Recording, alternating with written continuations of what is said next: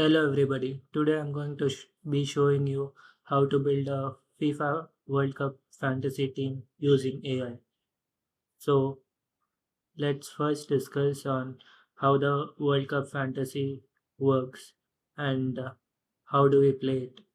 So first, World Cup fantasy is a team which we build, and when the real matches happen, we get the points when the players score or assist or keep clean sheets. So here the idea is you're the manager and you build a squad of real players and you earn points based on what they actually do on the pitch, and the most points win. So first you build the squad. So the squad is of 15 players. So two goalkeepers, five defender, five midfielder, and three forward, and you get 100 million budget for it, and max three players from one country. So then you pick your starting 11, choose a captain, and players score and get points for good football. So here you can see for a goal they get 5 to 9 points based on their position, and you also have to choose a formation. So you can pick 4-3-3 or 3-5-2 based on your priority, and captain gets double points. So whomever you captain, they get double the points. So the goal is to make the best team to get the most points. So here's a example demo team. So you can see there are 15 players and different players from different nationalities. So yeah, now we can move on to the idea behind using the AI team. So here we are using AI to build the team. So what we do is it is looks simple, but when we play it, it's a hard part. So we are choosing 15 among 15,000 real players, and it's kind of hard to pick 15 players. That's why we are using AI. So what are we doing in AI is we are building small team of AI agents and using statistics also from international and club form, and also we are using the full fixture list, which is the groups and fixtures, to see which teams might have easy fixtures and hard fixtures. And finally we also have like a separation process at each phase, which makes it easy to pick the team, which we'll see now. So we'll discuss the architecture workflow. So basically this is a diagram of how we build the team. So first is the data or information layer. So here we can see we have different steps. So first what I did was I added a rule book. So there are certain rules in FIFA. So I have added all those to the agent. So it was a simple markdown file or a text file which kind of has all the rules and other things. So this is the first step. Next we have the players and prizes. So basically now our AI knows the rules. So we have we next need to add the players and prizes. So we added the players and prizes.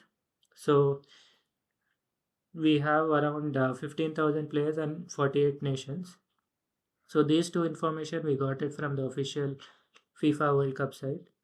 So if you go here, you will kind of get all the information.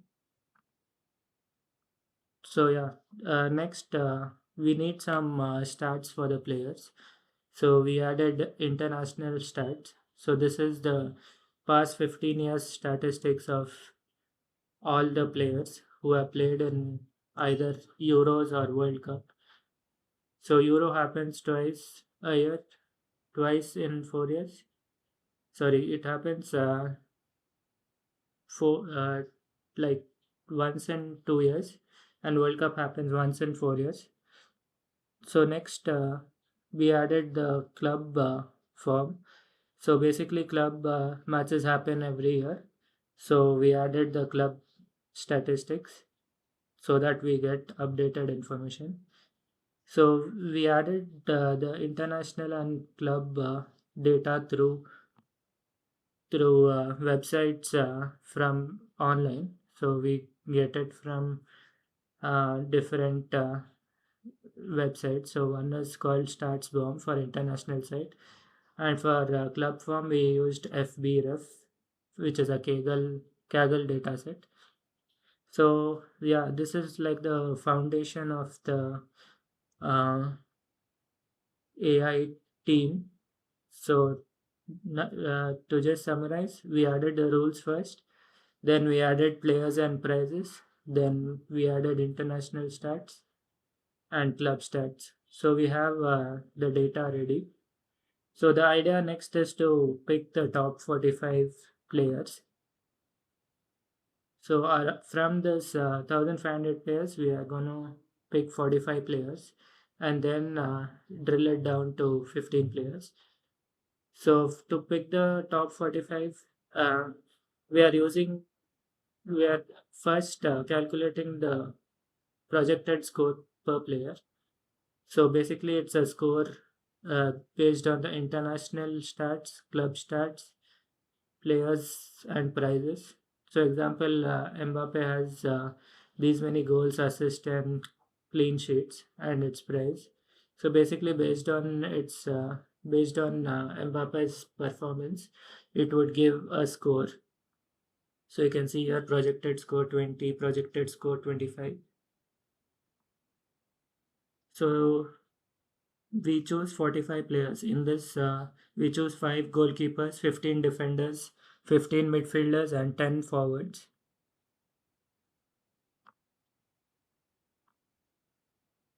So next, what we are doing is we got the top 45 players based on the stats. So now this part is done. So now again, we are adding the groups and fixtures to this. So here we have all the stats, player international stats and club stats, and what we do is we add the groups and fixtures to it. So we are taking the 45 players and using only those 45 players and calculating both of these again. And we are getting a projected points now. It's not projected score, but it's projected points. And basically, it's like expected fantasy points per player. So now we get top 45 players with projected points. So basically, it's how much they will score in the current round or game week. So next we have two agents and a referee. So first agent is manager and second agent is coach, and we have a referee. So how we are selecting the top 15 is we have a manager which picks the 15-man squad based on projected points and value, and also it selects the best 11, and uh, rest four are kind of a bit cheaper option, and it uses the 100 million budget. So first we pick the top 15, manager picks the top 15, and then referee checks the squad. If there are two goalkeeper, five defender, five midfielder, and three forward, and also it checks if it's around 99 to 100 million, and if there is max 3.3 per country player. Next we have the agent. So the agent uh, coach picks the starting 11. So based on the fixtures, it picks the starting 11 and captains the top attacker. Again, the referee checks if everything is in place. So this is the steps to pick the top 15 and top 11. So so just to summarize, we first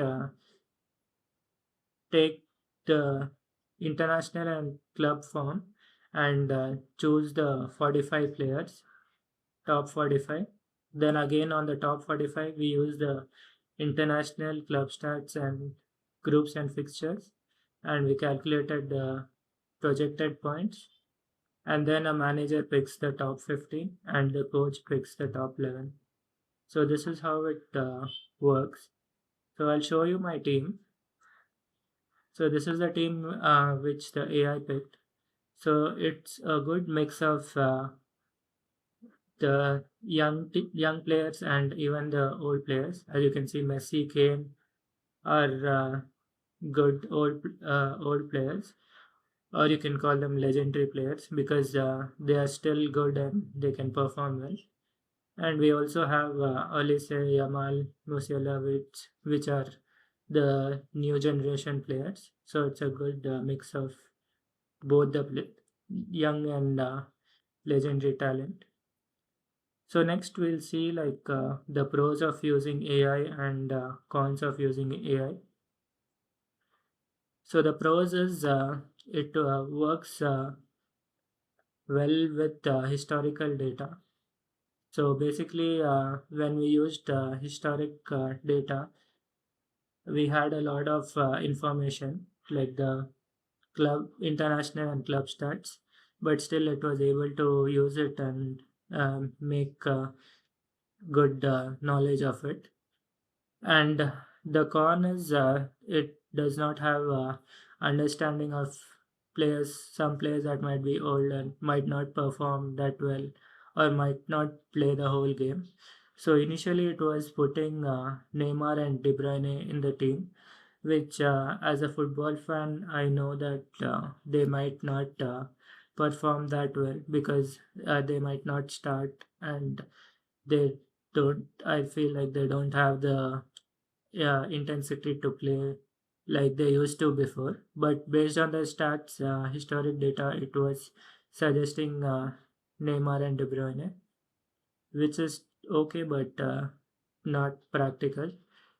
So next point is we had a lot of players, 1,500, and since I used Claude, it was able to kind of process these quickly, even though it took some time for me in the latest model Opus 4.8. So, but still, it was able to process it, and it was able to run it quite fast. So the data usage was good. But the drawback was it doesn't have the tactics which basically I have since I'm a football fan. So it didn't it was selecting two high rated goalkeepers, which is not ideal. So I told it to choose one high rated and one lowest, as we won't use them. And also I suggested it to use low rated players in the substitutes. So this tactics it didn't have. And the last point is it works well with the fixtures. So I think for us practically seeing the fixtures and making the team is not possible, but AI could do it well. And the drawback was again it missed out on players like Yamal and Haaland. When we initially had only international data, then I had to add club data so that it selects these players as well. So basically, the conclusion is it's good to build the AI fantasy team using the data and fixtures, but again, it lacks knowledge such as which players might be good or bad, or it lacks tactical strategies like which I have knowledge of.